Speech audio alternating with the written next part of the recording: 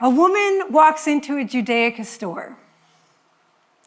She explains that she hasn't done anything Jewish in over 20 years. And yet she is here to purchase a yahrzeit candle to remember her mother, who has recently passed away. This sentiment is moving. However, in my store, Afikomen Judaica in Berkeley, California, this story is all too familiar. Local Judaica stores are where many Jews take the next step. And they do this in three basic ways. Perhaps they already have a Jewish practice, and they need some stuff to support that lifestyle. Or they participated in an event or program, and now they're curious and they want to learn a little bit more. They want to continue their Jewish journey. They want to connect, but they don't feel comfortable going into traditional institutions or participating in programs. For example, a grandmother came into my store and she explained that she knew very little about Judaism, and sadly, her children knew even less. But her grandson has decided that he wants to study and celebrate becoming a bar mitzvah. So she didn't know where to turn. Some friends gave her phone numbers for synagogues and organizations, but she didn't know them and she didn't feel comfortable making that call. So she came in to Afikomen Judaica. Jewish organizational leaders, take heed, because local Jewish stores are your untapped resource.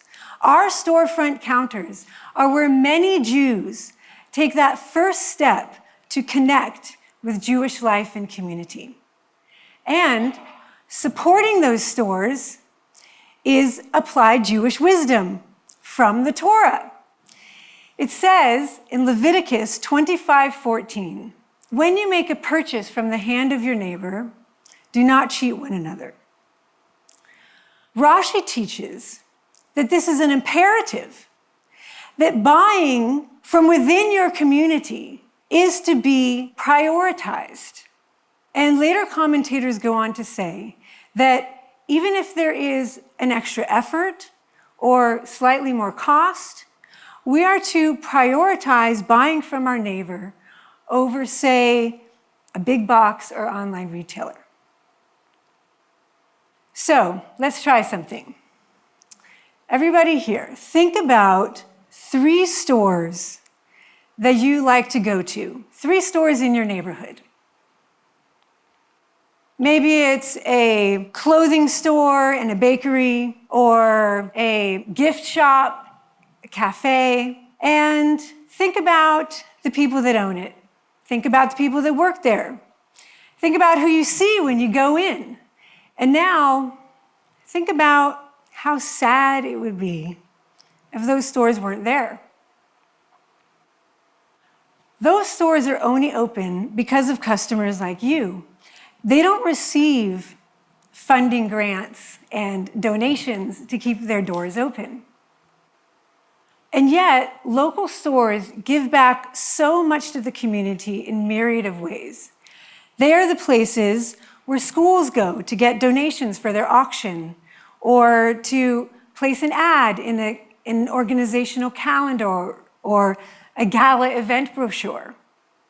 According to the statistics that you can find on the350project.net, founded by Cinda Baxter, out of a $100 purchase, if that purchase is made at a locally owned independent store, 68% stays in the local community.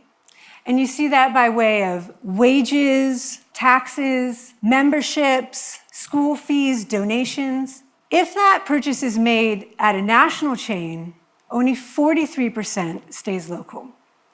And if it is made online, nothing comes home. As a retail store owner, I see the interactions that happen in neighborhood stores. I see old friends run into each other while they're purchasing a book. And I've experienced the joy of going into a store and being recognized or even maybe greeted by name. I also see families that come in, and it's the bar mitzvah boy, his parents, grandparents, and they've all come in together to purchase a talit, to celebrate that special occasion. Buying local creates healthy economic communities. And get this, buying local is an act of tzedakah.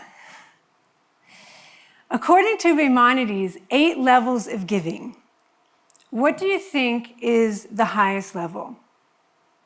Many people think that anonymous giving is the highest level.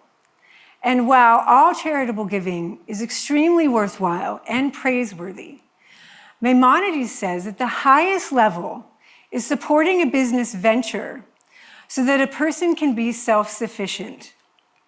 Buying local is an act of tzedakah because it enables the owners of the store, the employees who work there, to be financially stable so that they later don't come to depend on charity. So, buying local is a Torah imperative. It's an act of tzedakah. It's an enjoyable experience. And it's one easy, impactful change that you can make. The buy local movement is taking off in the secular world. There are campaigns across the country: Eat Down the Street, Buy Local Berkeley, Oakland Grown, Local First. They are championing the cause for local sustainable economies. And yet, the Jewish world has not taken it up yet. This is applied Jewish wisdom from the Torah itself, and we're not on board. It's time that we adopt a Jewish communal policy that advocates the Jewish wisdom to prioritize buying from within our community. Jewish leaders, our main street is suffering. What would our campaign look like? Here's what I propose. Affirm that shopping local supports my organization's mission to create a vibrant, thriving community. Educate people about the value and benefits of shopping local. Ask, can I buy this locally? Jewish organizations lead by example and prioritize buying from your local businesses. Apply. Shift your spending to locally owned stores. Encourage and educate others to do the same. Promote those stores to your constituents. So, what about the woman who came in to purchase that yahrzeit candle? Guess what? She was back a few months later. She was ready to take her next step. This time, she was looking for a Hanukkah menorah, and she found a beautiful one, an Eastern European design, classic. And she shared that this was going to be the first time that she was going to light the Hanukkah lights in her home since she was a girl. It is time for us to take our next steps. Affirm, ask, apply. And shop local! Buy local!